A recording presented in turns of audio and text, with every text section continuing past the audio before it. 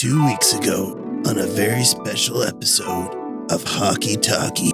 Who's saying that? But could there already be a young offensive prospect with NHL experience lurking in the shadows, ready to make his return? Who's that Pokemon?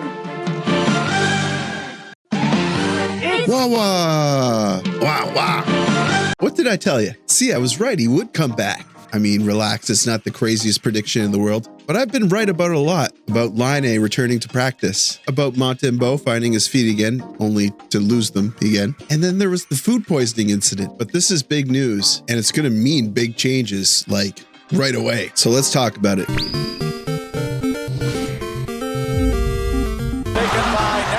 sends it in, just missed hitting the chicken. Whoa, it's dark. Gotta wait for my eyes to adjust. So big news today. There was a lot of movement in the Montreal Canadiens world. Joshua, the boy Roy, is coming back. Wawa. It's going to be incredible seeing him return to the team. I think he's going to really give the team a shot in the arm. Listen, I'll be the first to admit he was not very exciting during the preseason. But what he's been able to do down in Laval on the Rocket in the AHL, it's been incredible. And it's exactly what the Canadiens need right now on the team. Can he replicate it in the NHL? I'm not too sure, but he's going to come in hungry. And I hope you're hungry for more content. If you are, why don't you subscribe? I'd love to have you. I try to put up a video, every other day. I think I'm actually tracking for more than that. So I'm more than half a point per game. And if you're already a whiskey fiend, why don't you hit that like button? Let's try to beat that personal best for likes. What was it, 377 or something like that? We didn't end up beating it last time that I encouraged you to do it. We came close. I think it came up to like 350 or something like that. In fact, I can find out for sure. Oh, damn, never mind. We did beat it. 392 likes. Can we get 393? Anyway, sorry. Joshua Roy retourne. Joshua Roy retourne au Montreal. It's like marbles are falling out of my mouth. And because he's returning to Montreal, they're having to shake up the lines a little bit. Let me just tell you about practice earlier today. On line 1, we have Caulfield, Suzuki. Following so far, Newhook. Line 2 is Heineman, Evans, Roy. Line 3 is Anderson, Dvorak, and Gallagher. Who does that leave? Condotta, right? No, not Condotta. Slavkovsky, Doc, Armia. Those boys are in the hot seat. Martin St. Louis was asked if he was trying to send a message, to which he said something like, there's no message, but I want them to know that they need to do better or something like that. Wait, I'll find out the quote for sure. Here it is. This is hilarious. I don't know if it's a message. On the board, they're probably the fourth line. When the game starts, it's about how you handle yourself. Is it a message? I don't think it's a message. Just get to work. And then the smart ass, it's not a message, but the message is get to work. Yeah, there's a lot of people asking what is going on with Slav? What is going on with Doc? Just pick another question. How come they're playing like they're 5'2", 143 pounds? No offense to my 5'2" viewers, but it's getting a little ridiculous. There are certain expectations from you when you're playing on the first or second line, or both in the case of Slav and Doc. So it became public not so long ago that Hughes and Gorton were looking for some gritty offense up front. A forward with edge, I think, was what they were saying. I'm guessing the hunt isn't going very well. It's so difficult to find trades during the season instead of off season and at trade deadline.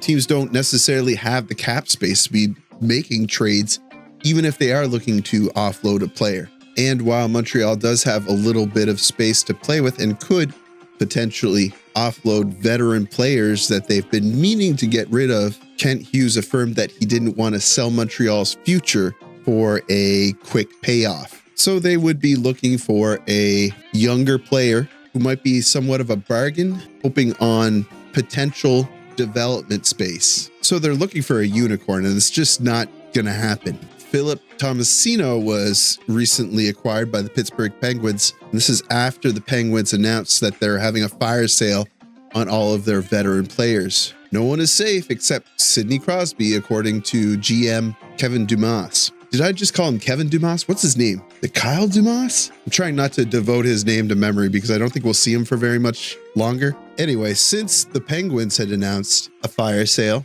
the New York Rangers have also announced that they're willing to trade pretty well any player. But the names that were mentioned specifically, Trouba, Kreider. We don't like Chris Kreider. But Panarin is in year 6 of 7 of his contract. He must be available, right? There we go. Just add Artemi Panarin. Easy. Problem solved. That's not going to work. He's 33 years old, and when they say a player with grit and edge, those aren't the big skills that I think that Panarin brings to the table. He's 5'11", 174. I think they're kind of looking for a hard-playing goon. So why don't they just throw Pizzetta back on the line? Because he makes a ton of mistakes? Yeah, that's probably why. So in comes Joshua Roy. I think what will happen is he's going to provide some initial morale to the team. And maybe he's going to send a wake-up call to Slav and Doc saying, hey, I can do at least this. How come you guys can't do at least this? I think that that's valid. I don't see any other alternatives. I don't see any other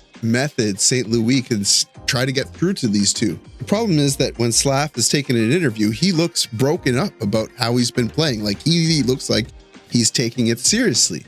Doc, I don't know, not so much. It was a little wishy-washy. The other day, he was saying that he's going to be trying his hardest. But why does playing so poorly make you want to try your hardest suddenly? Shouldn't you always be wanting to try your hardest? He's out there, and I compare him to like Eeyore from Winnie the Pooh. He's mopey. He's kind of looking like he's lost and disappointed all the time. Like, do something about it. I hope that doesn't come off negative. I'm like calling it as I see it. Obviously, he's a professional athlete and he does want to exceed, excel, succeed. They're not built like a lot of us. They have competitive drive. They want to succeed. When they're not, yeah, they can be put into a funk, but it's not acceptable to just be in a funk and be fine with it. I don't know. I'm rooting for you, Doc, but there's reactionary donkeys saying that they need to trade you. There's individuals who are saying that you're not an NHL caliber player. So it's time to prove yourself. You've had long enough. I know you're out for a while there, but things are starting to bleed through.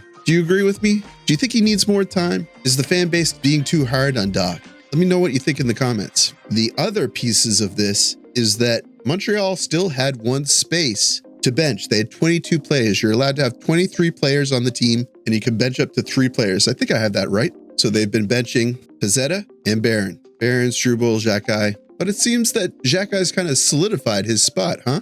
And Struble's become the favorite over Barron a little bit. That could change, though. Anyway, they have 3 spots, and it was only being soaked up by 2. So then inviting Waugh back to the team, that's okay, because you could just put someone on reserve, right? Wrong. They put Condotta down to Laval. I really liked having him on the team. I thought he was really doing some things out there. He even got that goal. But if you're going to choose between Condotta, Heineman, I guess they could have put Armia down again. I guess they did what they did, because what this feels like is Laine could be making his return sooner than later. That, or they might be allowing Raphael Harvey-Pinard to come back up soon as well. He's currently on a conditioning stint, and I believe they can have him down there for 6 games. Correct me if I'm wrong. There's a lot of chuckleheads that are saying, why didn't you send Slav down, or why didn't you send Doc down? But that's just insulting. Their investments on the team, they would never do anything like that. I don't know if these people are being serious, because at this point, I've been seeing insane takes all over the place. But because I frequent Montreal Canadiens forums more often, I'm seeing them a lot there. There's a lot of people that want us to get Chris Letang from the Penguins. I think I've even seen someone say, why don't we get Cale Makar when he becomes available? What? There's a question for you. What's the most insane or idiotic take that you've ever seen online? Let me know in the comments. But I think I'm going to end it right there. And I want to end it on this. Montreal plays Utah tomorrow. What do you think the lines will be? This is going to be a tough one. Should we expect a big difference? I'm actually thinking it's going to be a little bit the same, but we might see Caulfield, Suzuki, and Slav working together again. That's going to do it for me. Thank you so much for watching, guys. Again, like the video. It helps me out with search results and algorithm-y stuff. Subscribe. You made it this far. Subscribe to me, please. I need you. And as always, I'll see you down below in the comments.